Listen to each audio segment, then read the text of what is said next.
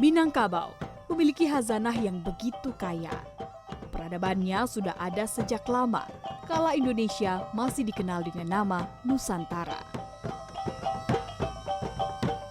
Sumatera Barat menjadi awal tempat lahirnya suku Minangkabau ini. Sebelum gaung rancaknya terdengar di berbagai negara kini, ceritanya dimulai di lereng Gunung Merapi, yaitu Nagari Pariangan.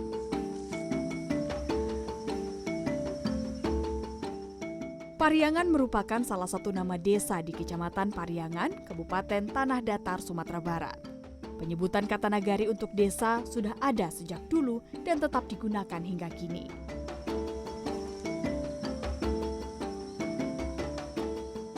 Alam memang menjadi sumber kehidupan bagi masyarakat Minangkabau. Dalam artian, makan dari hasil alam dan hidup belajar dari alam. Oleh karena itu, filosofi yang mereka pegang adalah alam takambang jadi guru. Yang artinya, alamlah yang menjadi guru. Segala peristiwa di alam dijadikan sebagai pelajaran. Filosofi tersebut juga mengacu pada nilai-nilai Islam sebagai agama masyarakat suku Minangkabau. Asal-usul kata Minangkabau sendiri memiliki makna. Terdapat beberapa pendapat terkait asal kata Minangkabau dari berbagai tokoh adat dan akademisi. Dulu pernah terjadi semacam adu kerbau antara orang Minang dengan Majapahit itu dari Jawa. Rupanya orang Jawa itu mencari kerbau itu yang agak besar, tetapi kerbau itu jantan. Dan kemudian orang Minang ini mencari kerbau yang erat menyusu.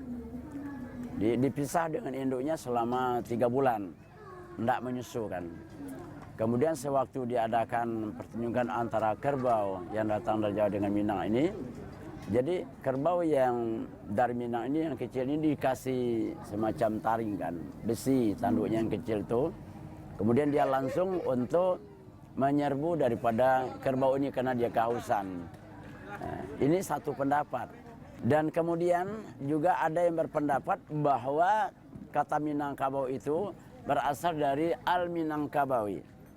Jadi Al-Minangkabawi itu adalah orang yang masyarakatnya yang damai, yang aman, yang tentram.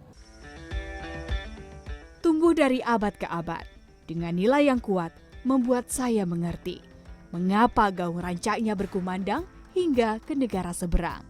Nagari Tua Pariangan sejak 2012 sudah tercatat dalam majalah pariwisata International Budget Travel dari Amerika sebagai salah satu desa terindah di dunia.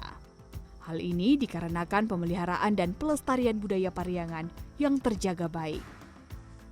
Bersanding dengan Niagara on the Lake di Kanada, Desa Es di Prancis, hingga Wengen di Swiss, begitu bangganya Nagari Pariangan di Indonesia menjadi bagian desa terindah di dunia.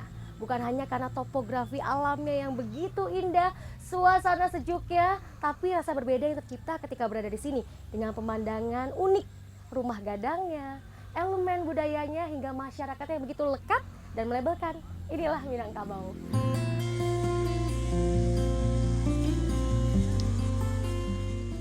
Padu antara alam, masyarakat, dan budayanya memang tergambar dalam segala aspek kehidupan. Hal itu pun nampak dari pesta budaya yang alaminya lahir dari aktivitas masyarakatnya yang mayoritas petani dan menggunakan sapi untuk membajak, yaitu budaya pacu Jawi atau pacu sapi.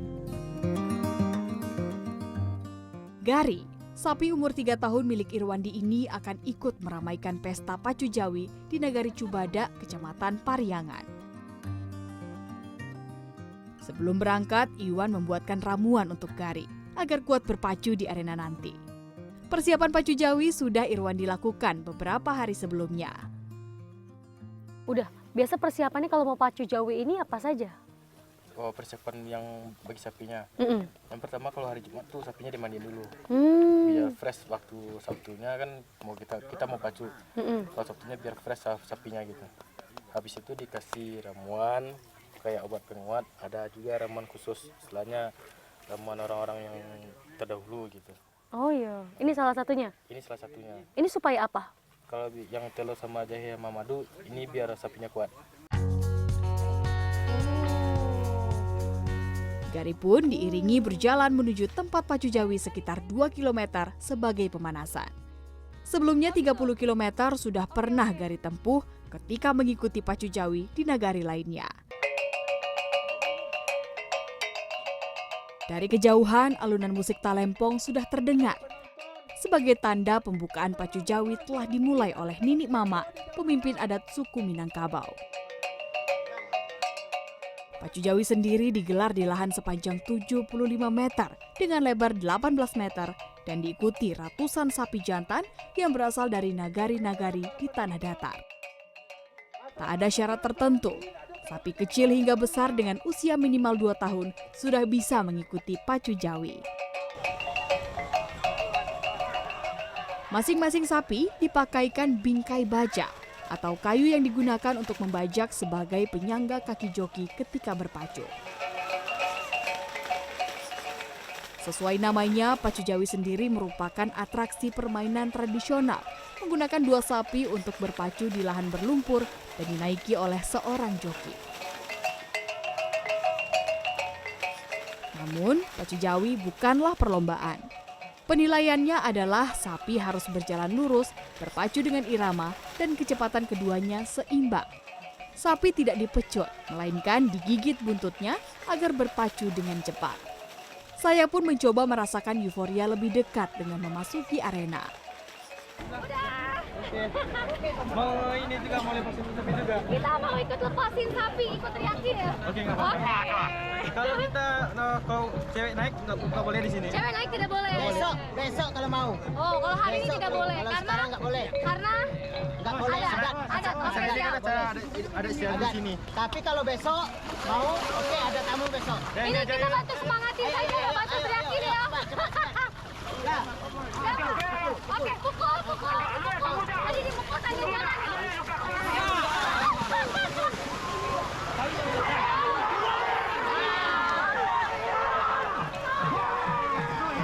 Jadi yang uniknya di sini, yang menariknya warga-warga ini meneriaki. Sapinya maju-maju, kemudian juga teriak ayo, luri ka mukul, lari ka ujung, jadi untuk lari ke ujung, terus juga batawian binatang, jadi larinya itu yang rapat, jadi menyemangati si sapi dan juga menyemangati si jokinya supaya larinya lurus, kemudian juga larinya di sini bukan hanya lurus dan cepat, tapi harus indah berpacunya dia seperti ini. Sapi-sapi dapat belasan kali melakukan pacu jawi, tergantung ketahanannya, pun sang joki. Tak jarang, sapi-sapi berlari terpisah keluar arena hingga ke arah penonton. Disinilah peranan joki untuk memastikan kedua sapi berpacu dengan benar.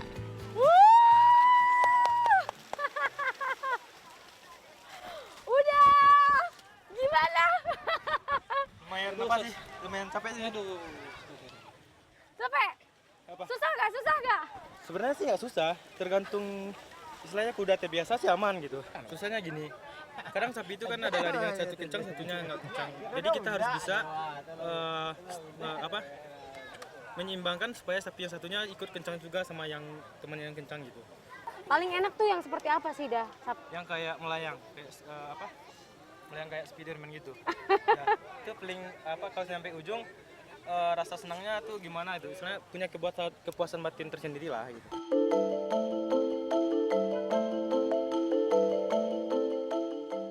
Walaupun tidak ada pemenang, sapi-sapi yang berpacu dengan benar akan menambah nilai jual sapi hingga 3 kali lipat dari harga normal. Hal ini bukan tanpa alasan. Filosofinya sama seperti manusia. Manusia yang hidupnya lurus sesuai ajaran agama akan bernilai mahal pula. Hal ini yang menjadi dasar harga mahal bagi sapi yang berpacu dengan benar. Pacu jawi digelar pada saat-saat tertentu. Hanya setiap hari Rabu dan Sabtu di 4 kecamatan di tanah datar, yaitu Kecamatan Pariangan, Sungai Tarak, Bimakaum, dan Rambatan. Pacu jawi yang dihadiri ini adalah bagian dari kegiatan Festival Pesona Minangkabau 2022.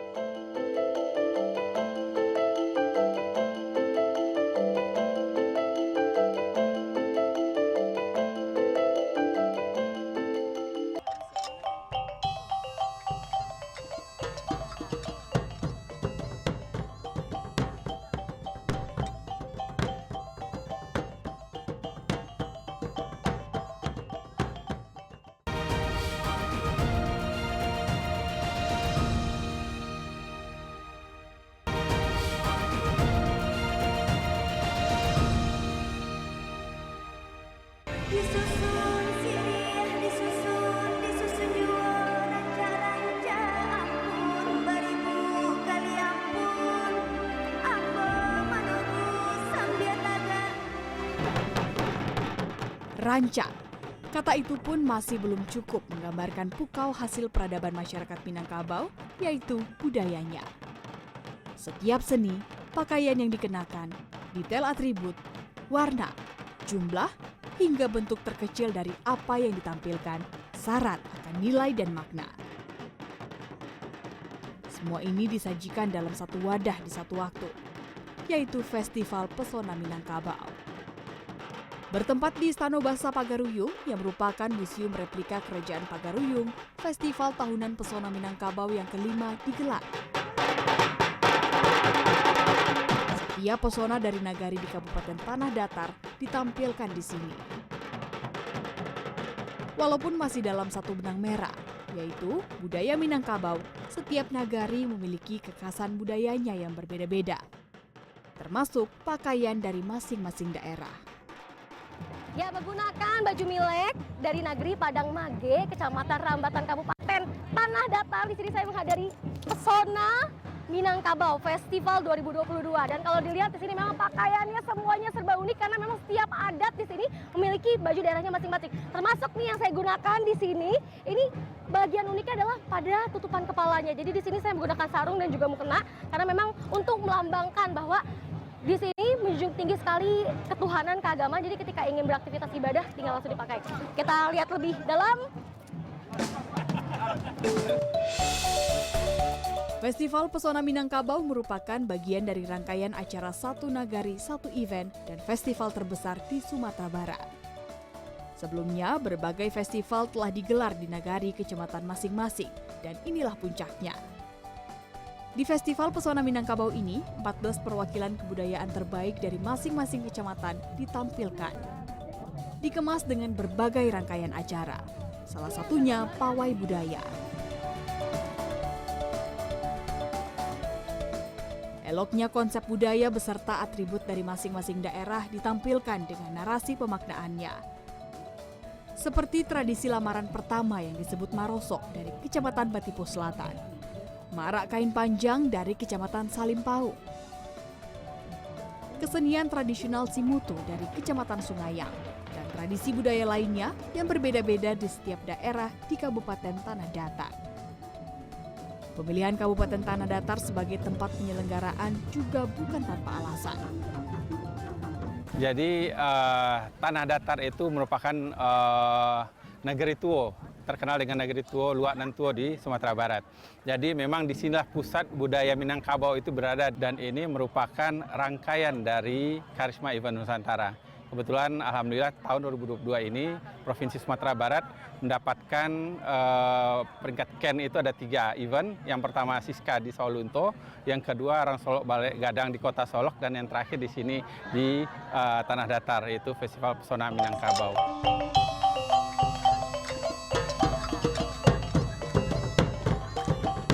Tarian dan musik menjadi nadi dalam budaya Minangkabau.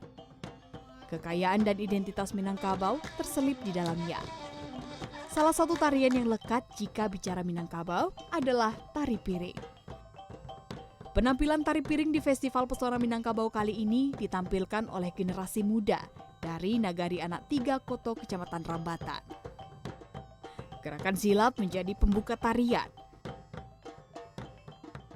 Piring sebagai media utama diletakkan di telapak tangan sambil digoyang seirama dengan musik dan gerakan badan. Gerakan lembut, cekatan, dan teratur berpadu. Namun tak ada satupun piring yang jatuh. Tampilan tari piring kali ini dilakukan sedikit berbeda. Bukan hanya atraksi menginjak pecahan piring, tapi juga di atas kumpulan paku dan berjalan di atas gelas kaca. Adegan ini tidak untuk ditiru. Para penari sudah melakukan latihan sebelumnya dan memiliki kepiawaian sehingga dapat melakukan atraksi tersebut. Tari piring memang kerap ditampilkan dalam berbagai acara suku Minangkabau, bahkan menjadi promosi budaya Indonesia.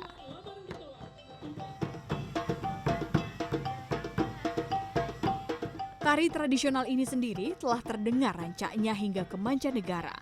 Bahkan sudah ditetapkan menjadi warisan tak benda Indonesia pada tahun 2016.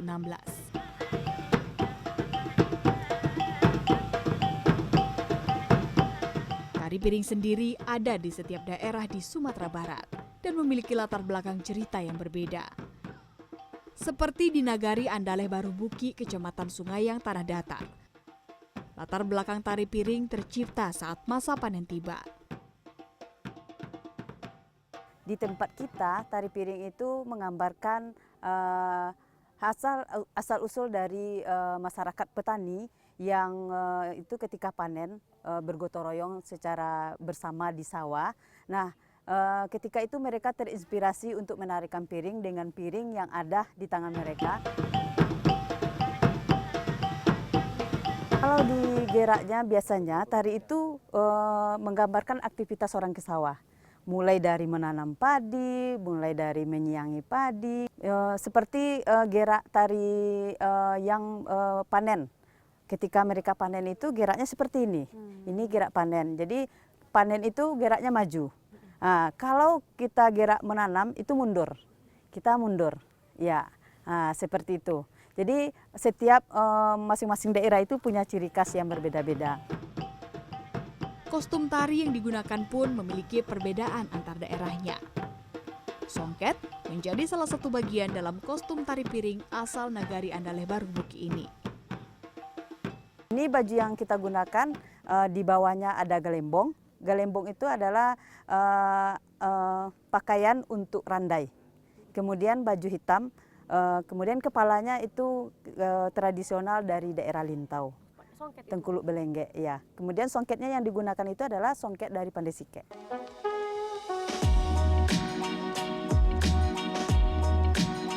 Ini berapa harganya Ibu? 3,5 juta. Mahal yo.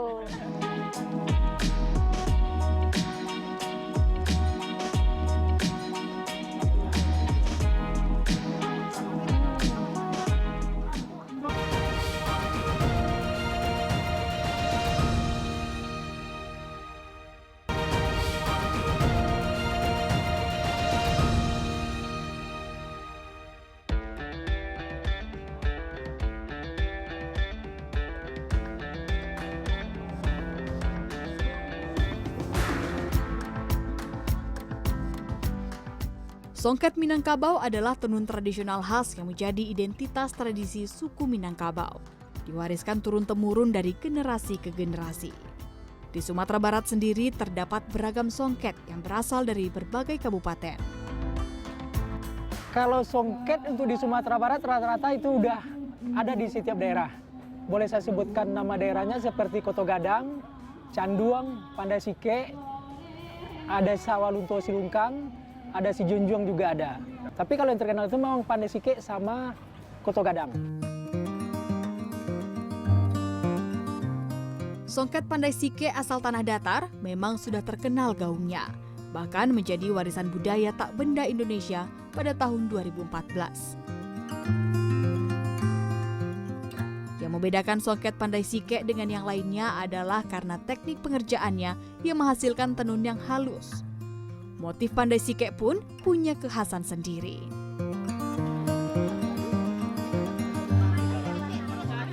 Jenis tenun Pandai Sike dibagi menjadi dua, yaitu balapa dengan desain benang emas, perak atau tembaga yang padat dan penuh. Dan jenis batabuar, desain benang motifnya tersebar di kain. Namun, bagian pinggir kain songket terdapat motif wajib yang harus ada pada songket Pandai Sike. Kalau motifnya di Pandai Sike itu ada motif wajibnya di pinggir kain itu ada namanya atue bayam, batang pinang, susun siriah. Bayam itu kan sama dengan anyaman. Kita harus menganyam itu kan harus rapi. Setelah itu batang pinang. Batang pinang itu lurus. Kenapa batang pinang itu lurus? Kita dalam kehidupan ini kan diajarkan untuk hidup lurus. Apalagi kita dalam berniaga, dalam berdagang kita harus jujur pada konsumen. Terus susun siriah. Susun siriah itu kita kan menyusun siriah itu kan rapi. Menandakan kalau itu pekerjaan kita itu harus rapi. Selain motif wajib, terdapat motif lainnya juga. Motif tergantung pada kreasi pembuatnya. Harganya pun tergantung tingkat kesulitan, mulai dari ratusan ribu hingga puluhan juta rupiah. Wah, Ini dia salah satu songket Pandai Sike, motifnya buah pala atau biasa disebut dengan buah palo. Kembali lagi yang menarik di sini filosofi dari orang Minang, alam tak kambang jadi guru. Jadi dilihat buah pala ini menarik, akhirnya diukirlah di atas kain songket. Ini berapa harganya Ibu? 2,5 juta. Mahal yo. Pembuatannya lama sekali. Berapa lama? Untuk selendang aja 1,5 bulan. 1,5 bulan buat satu kain ini. Jadinya nggak mahal ya, 3,5 jadi murah nih karena pembuatannya pun sulit. Bagus sekali loh Ibu.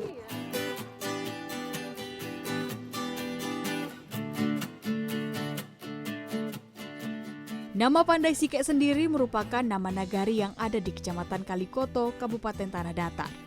Mayoritas masyarakatnya bermata pencarian sebagai pengrajin dan pengusaha tenun.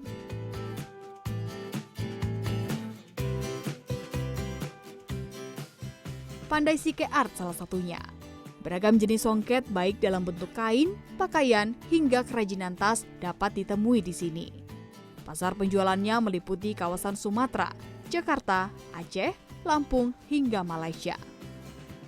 Pandai Sike pun menjadi bisnis yang menjanjikan bagi para perajinnya. Kalau menjanjikan, sangat menjanjikan ya menurut kita ya. Soalnya kayak gini, dalam setiap daerah itu kan ada sifatnya ketentuan adat. Jadi dalam ketentuan adat itu wajib memakai kain tradisional. Tapi nggak harus, misalkan daerah sini kainnya ini enggak. Misalkan kita songket Pandai Sike, walaupun daerah lain tuh bisa pakai juga buat adat. Gitu, buat acara pesta juga bisa, buat apa ya, souvenir juga bisa songket.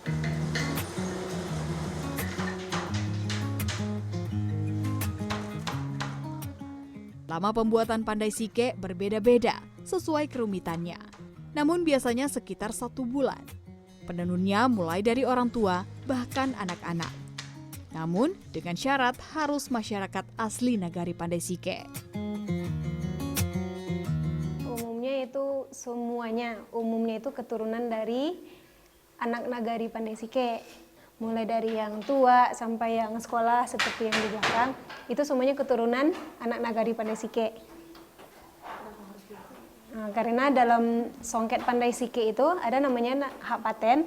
Hak paten itu khusus, misalkan kalau ada orang luar yang belajar itu nggak boleh, kecuali dia keturunannya darah Pandai Sike, itu baru boleh.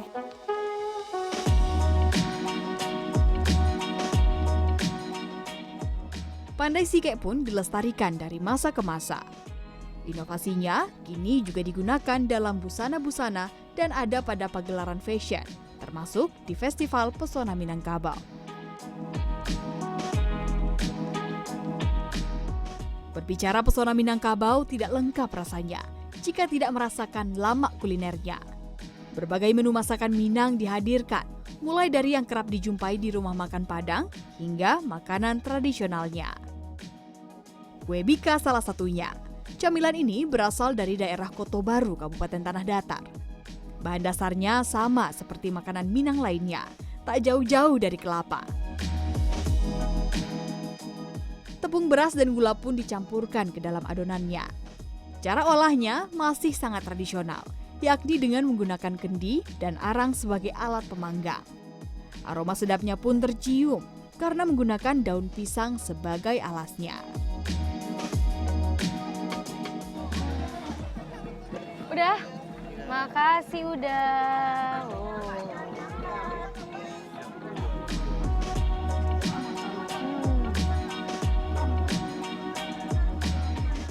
Karena cara masaknya tradisional, aroma dari bika ini berbeda dan rasanya pun karena menggunakan kelapa dia di sini gurih. Kemudian juga di satu cemilan bika ini kita bisa merasakan 2 sensasi. Jadi lembut kelapa di bagian tengah dan juga crunchy di bagian pinggirnya.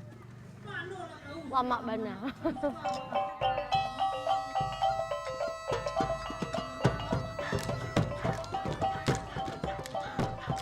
Minangkabau, rancaknya rasanya tak cukup diceritakan dalam satu episode.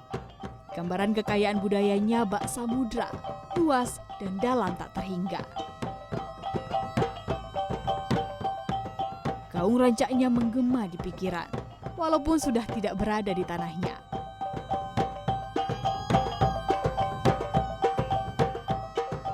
Mempelajari budayanya meninggalkan rasa bangga, karena inilah bagian dari Indonesia.